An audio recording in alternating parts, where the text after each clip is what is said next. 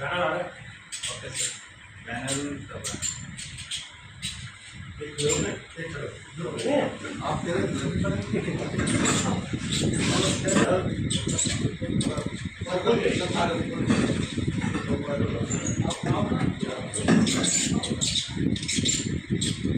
यार आप थोड़ा नहीं वो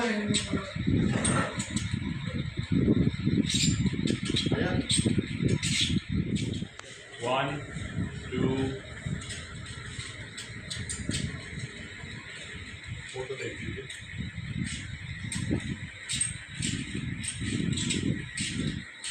ब्राइटनेस वगैरह ठीक है, पूरा ले लीजिए। आपका भी तो आना है। हाँ हाँ वो जैसा कि आप सबको बताइए, काफ़ी लंबे समय से लगभग 1.5 साल हो गया जद्दोजहद में कि आज हम काम करेंगे तो एटलीस्ट आज वो दिन आ ही गया कि हमने और डॉक्यूमेंट्स प्रिपेयर हैं और सबमिट करने के लिए नेक्स्ट डे हम जा रहे हैं।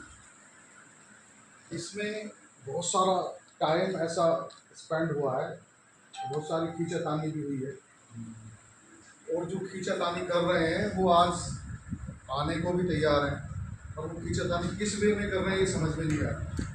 जब कोई चीज़ हमें इनिशिएट लेना है, प्रकृति का नियम है, अगर कहीं कोई घटना होनी है तो वो हो जाएगी, उसका एनर्जी वैक्यूम तैयार हो जाता है। ऐसा ही हमारा एनर्जी वैक्यूम तैयार है पर हम उसे कर नहीं पाते, तो एटलीस्ट वो कहीं ना कहीं रिफ्यूज़ हो जाएगा, बेकार चला जाएगा। तो उसे बेकार ना जाने देने के लिए वो हमने ये संगठन का हमने काफ़ी टाइम से लगे हुए थे, तो वो कार्रवाई हमने आज उसको पूरा कर लिया है। कल हम इसको सबमिट कर देंगे और इसी परिप्रेक्ष्य में सर का और बालाराम भैया का, हरीश आनंद जी का, अरविंद जी का, विजय घोष जी का, देवेंद्र जी का और सर बहुत बड़ा योगदान है। सोशल एक टीम है, हम कम लोग इसलिए हैं क्योंकि हमें आज पेपर वर्क करना था। एक अनोदर जो मीटिंग होगी, जो अगली नेक्स्ट मीटिंग होगी, उसमें हम एक ह्यूम के साथ लोगों को जोड़ेंगे और लोग आने को तैयार भी बैठे हैं। आज हमने पेपर वर्क पूरा ऑलमोस्ट कंप्लीट कर लिया। इसी कड़ी को हम आगे बढ़ाते हुए मेरी एक रिक्वेस्ट है सभी लोगों से, क्योंकि शरीर है तो शरीर में भी रिएक्शंस होते हैं, हर पार्ट में रिएक्शंस होते हैं, केमिकल सेक्रेट होते रहते हैं। तो अब हम तो लिविंग ऑर्गेनिज्म में तो हमारी इधर का उधर, उधर की इधर करने की क्षमता होती है।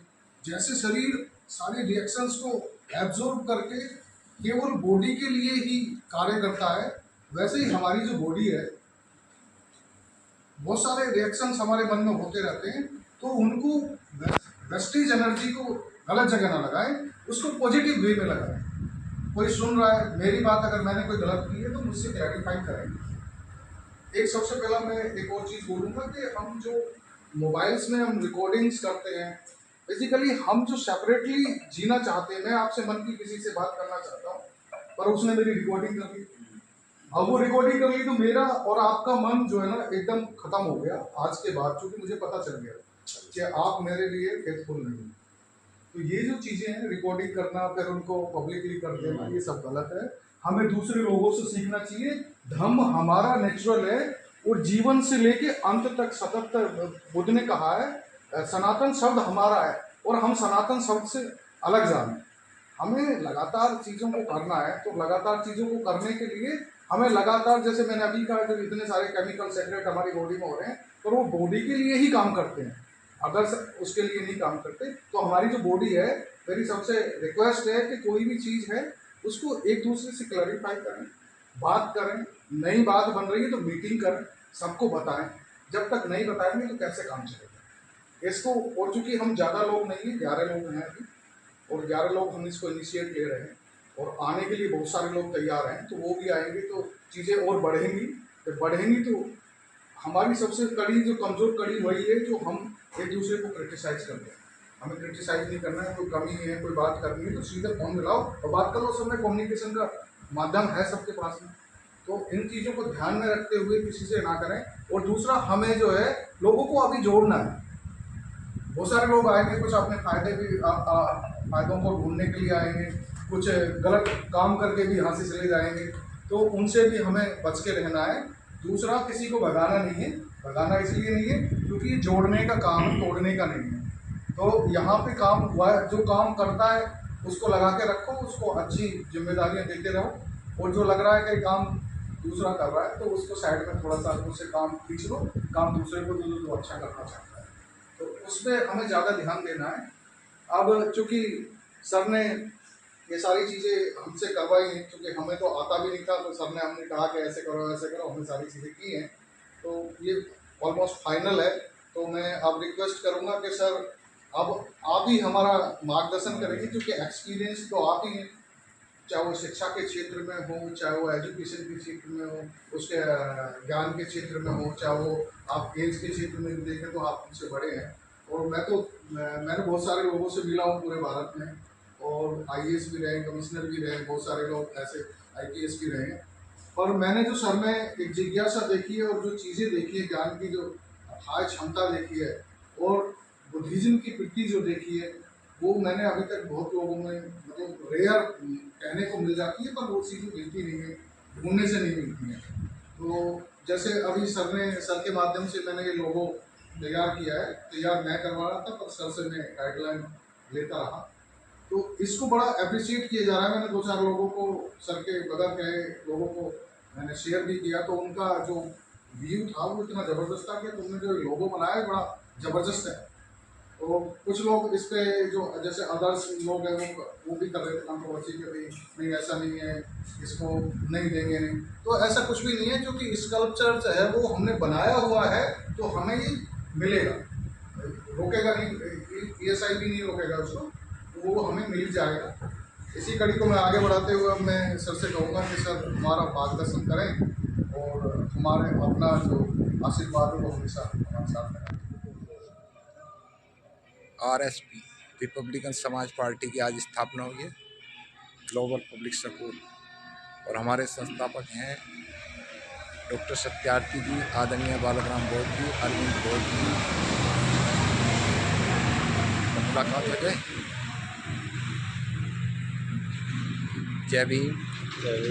क्या नाम आपका? अजय बोध जी। कहाँ से आए हैं आप? खुर्जा से आए। जी। क्या नाम आपका? गजेंद्र कहाँ से आए? बुलंदशहर। हाँ जी। एडवोकेट मदन राय हापुड़। जी। बाबू जी जय भीम। BS Satyarthi, India. जी, धन्यवाद जी। बालकराम बोध, गाजियाबाद। अरविंद आर्य, गाजियाबाद। हरीश आनंद गाजियाबाद। अरविंद प्रजापति गाजियाबाद। जी। आज पार्टी की रिपब्लिकन समाज पार्टी की स्थापना हुई है, तो सर मैं 2-1 सवाल आप लोगों से पूछ सकता हूँ? सम्मानने के अधिकार में स्वागत है। जी। आपने ये पार्टी का जो निर्माण करा है किस विषय में करा है, किस लिए करा, क्यों करा है? पॉलिटिकल पार्टी का निर्माण पॉलिटिक्स करने के लिए किया जाता है। जी। और हमारा समाज जो पॉलिटिकल एरिया में वीक है, हम उसको एक दिशा देना चाहते हैं। बहुत सारी पार्टियां हमारी देश में बनी हुई हैं, फिर नई पार्टी की ये गवर्नमेंट, ये देश कॉन्स्टिट्यूशन से चलता है, जहाँ मल्टी पार्टी सिस्टम है, तो हम इस बात के लिए रोना बंद करें कि बहुत सी पॉलिटिकल पार्टी बनी है और बनती रहेंगी। जी। जो काम करेगा वो टिकेगा। जी। ये कोई वो डिक्टेटरशिप नहीं है। अच्छा, इसके विषय में कुछ स्पेशल कोई जानकारी? किस बात की?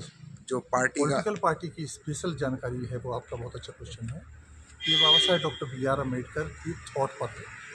हम एक समतावादी युग बनाना चाहते हैं, समाज बना के युग पैदा करना चाहते हैं, और करेंगे। गरीब आदमी या एक आम आदमी, जैसे आज भारतीय जनता पार्टी है या और बहुत सारी देश के अंदर पार्टियां हैं, वो दामादम संविधान पर जो है हमला कर रही हैं, वर्गीकरण हो चुका है, कई स्टेटों में लागू कर दिया गया है, तो इस पर क्या कहना चाहेंगे? वर्गीकरण SC ST के रिजर्वेशन पे एक पॉलिटिकल मैटर है, ये कोई संवैधानिक मैटर नहीं है। संविधान में वर्गीकरण का कहीं प्रावधान नहीं है। दूसरा, रिजर्वेशन खत्म हो चुका है, इसके ऊपर लड़ाई लड़ना उसी तरह से है जैसे सूखी हड्डी के ऊपर लड़ाई होती है, इसको कोई मतलब नहीं। और रिजर्वेशन के ऊपर जो भी पार्टी लड़ रही है जी, वो केवल बरगला रही है। जी। बाबा साहेब डॉक्टर BR अम्बेडकर, माननीय कांशीराम साहब ने, BP मौर्य साहब ने कभी रिजर्वेशन की लड़ाई नहीं लड़ी, हम लड़ना भी नहीं चाहते।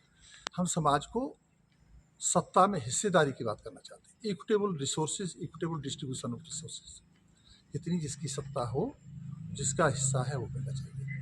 ये रिजर्वेशन वगैरह को हम चाहते ही खत्म हो जाए, बिल्कुल नहीं। इसके पीछे तरह कारण रिजर्वेशन एक बहुत बड़ा कारण है जिसकी वजह से आज नुकसान हो रहा है, इसका पॉलिटिकल माइलेज लिया जा रहा है। अभी हमारे जो एससी समाज आता है उसकी कई पार्टियां हैं देश में।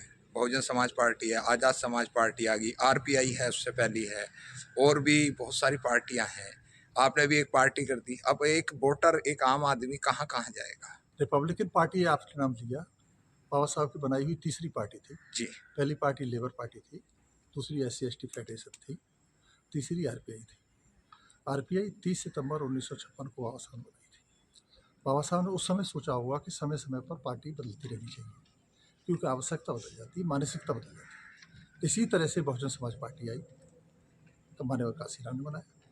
उसने भी बहुत दिन काम किया, अच्छा काम किया, लेकिन आपको पता होगा अनिच्छावत संकारा, सारे संस्कार अनित होते हैं, कोई चीज़ 100 साल नहीं चलती, कम से कम पॉलिटिकल क्षेत्र।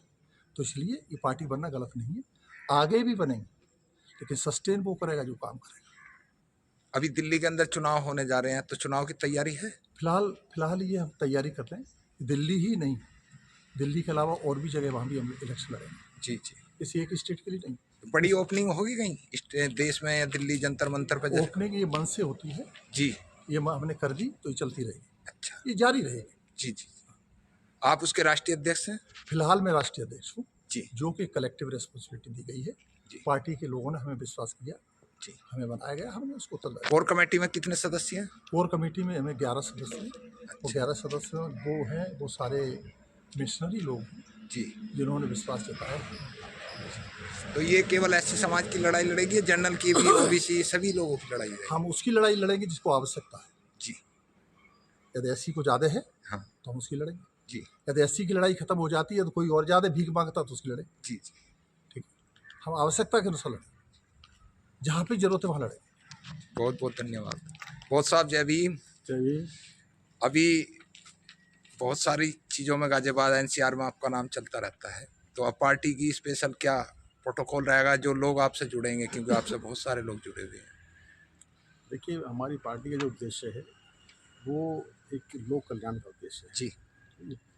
और एक पॉलिटिकल पार्टी की इसमें रिक्वायरमेंट थी, इसलिए इस पार्टी का आज गठन किया गया है। आज जैसा कि आपको पता होगा कि 14 अक्टूबर 1956 को बाबा साहब अम्बेडकर ने एक नया पुनर्जन्म की स्थिति स्थापना की थी। यही मान कर कि आज भी एक ऐतिहासिक दिन पर एक नई राजनीतिक ऐतिहासिक चर्चा का। बहुत साहब एक बात मुझे स्पेशल 10 साल से खाई जा रही है और समाज बहुत परेशान है हमारा, कि जब से भारतीय जनता पार्टी आई है हमारा समाज सबसे ज़्यादा रोडों पर है। अभी दिल्ली में 21 अगस्त का कार्यक्रम करा था, वो जो हुआ था 21 तारीख को, आप लोगों ने करा था, समता सैनिक दल वालों ने, कि डॉक्टर अम्बेडकर की मूर्ति लगा देंगे हम 14 अक्टूबर से पहले लग जाए या फलाना करेंगे ठिकाना। अभी तक तो लगी नहीं। उसके बाद फिर दूसरे भी भग लिए, फिर तीसरे भी भग लिए। समाज भगता ही भगता रहेगा, कहीं रुकेगा भी? देखिए, जहाँ तक आप बाबा साहब की प्रतिमा की बात करें, जी। प्रतिमा का जो हटने का लेंगने का जो रास्ता है वो पार्लियामेंट से है। जी। इसलिए एक पॉलिटिकल पार्टी बनाई है कि पार्लियामेंट में जब बहुमत में होंगे तो प्रतिमा बहुत विशाल प्रतिमा नहीं, एक नहीं हजारों प्रतिमा है। जी। और बात प्रतिमा की नहीं है, बात है बाबा साहब के विचार की। विचार को स्थापित करना है। बाबा साहब का जो एक आदर्श, जो प्रबुद्ध भारत का जो एक उनका जो संकल्प था, उसको मतलब एक प्रक्रिया में लागू करना है, वो महत्वपूर्ण है। तो बढ़िया। आगामी जो है अभी 26 के अंदर जिला पंचायत के चुनाव होंगे, प्रधानी के होंगे, मेंबरी के होंगे, पार्षद के होंगे, बहुत सारे चुनाव होने हैं। और वर्तमान में भी अब चुनाव है 13 तारीख से अगले महीने, तो इसमें कुछ पार्टिसिपेट कुछ होगा नहीं? देखिए, हम राजनीतिक पार्टी जी जिस स्तर पर जहाँ जैसी होगी वहाँ वैसी होगी नहीं। जी जी। बहुत बहुत धन्यवाद। अरविंद बोध जी, आप कौन से पद पे हैं पार्टी के अंदर? मैं पार्टी का एक छोटा सा कार्यकर्ता हूँ जी। और वहाँ कोई पद नहीं है। अभी सर ने कहा था हम संगठनात्मक तरीके से काम कर रहे हैं, तो पद कोई किसी पे कोई भी हो उससे फ़र्क नहीं पड़ता है।